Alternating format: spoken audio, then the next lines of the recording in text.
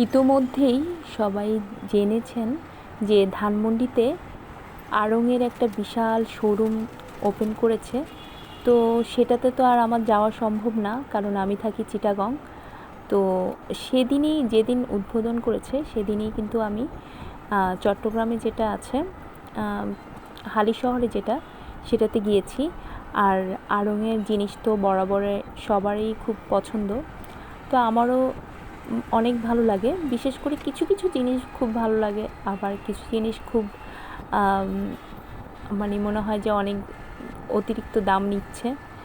তো যাই হোক, আড়ং এমন একটা ব্র্যান্ড এখন আমাদের পুরো বাংলাদেশে, এটার সাথে কেউ টেক্কা দিবে এমন কোনো কেউ এখনও আসতে পারেনি, আদৌ আসতে পারবে কিনা জানি না। তো এই তো আমি রিকশায় চড়ে চলে যাচ্ছি। তো আড়ংয়ে যেটা হালিশহরে, এটাও মোটামুটি ভালোই, এখানে অনেক কিছু আছে। তো এই তো চলে এসেছি। তো প্রথমেই আজকে ভালো করে দেখছিলাম কোথায় কী আছে। অনেক দিন পরে গিয়েছি। বেশিরভাগ সময় আমাদের যে 2 নাম্বার গেট যেটা, ওইটাতেই যাওয়া হয়। হালিশহরেরটাতে আমি আসলে খুব কমই যাই। তো এটা আমার মনে হয় 3rd বার না 4th বার যাওয়া হচ্ছে। তো এইখানে প্রায় কয়েক বছর পরে গেলাম। তো এখানে দেখলাম কোন কোন সেকশনে কী কী পাওয়া যাচ্ছে। তো বরাবরের মতোই আমার কিন্তু মাটির জিনিস, যেই জিনিসগুলো বিক্রি করে, এগুলো খুবই ভালো লাগে। তো যদিও আজকে ওই ধরনের কোনো কিছু কিনবো না, আজকে আমার বেবিদের জন্য পাঞ্জাবি দেখব। আর কিউট কিউট সব পাঞ্জাবি এখানে আছে। তো চলে গেলাম বেবি সেকশনে। তো ওখানে অনেক পাঞ্জাবি আর অনেক ভিড় ছিল। সেদিন ছিল শুক্রবার। তো ফ্রাইডেতে অ্যাজ ইউজুয়াল ঈদের সময় কিন্তু অনেক বেশি ভিড় থাকে। তো এই তো, এই যে পাঞ্জাবিগুলো হাতে নিচ্ছি, এখান থেকেই কিন্তু একটা নিয়েছি দুজনের জন্য একই রকম। তো এখানে দেখা যায় যে কোনোটা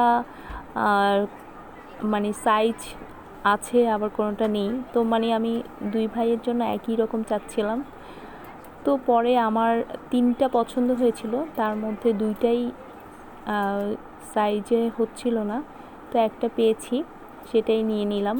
আর এটার জন্য অনেকক্ষণ আমাকে লাইনে দাঁড়াতে হবে। তো আমি ভাবলাম যে এর মধ্যে একটু ঘুরে আসি। তো আমি ওগুলো নিয়েই, পাঞ্জাবিগুলো নিয়েই একটু ঘুরছিলাম যে কোথায় কী আছে একটু দেখি, আর নতুন কী কী উঠেছে।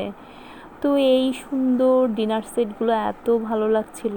আর এখানে আছে সুন্দর সুন্দর কিউট কিউট কাপগুলো। তো এগুলো দেখছিলাম, এত ভালো লাগছিল। আর রানার সেট, তারপরে এই যে মাটির হাঁড়ি পাতিল, কিছু শোপিস, এগুলো দেখলে তো আসলে ইচ্ছা করে সব কিছুই নিয়ে আসি। কিন্তু মাটির জিনিস একটা সময় কিন্তু অনেক কিনতাম, অনেক কিনেছি, এখনও কিনি। যদিও এখন আগে থেকে একটু কমিয়ে দিয়েছি, কারণ মাটির জিনিস এনে দেখা যায় যে ওগুলো আসলে এখন আর বেশি দিন স্থায়ী হয় না।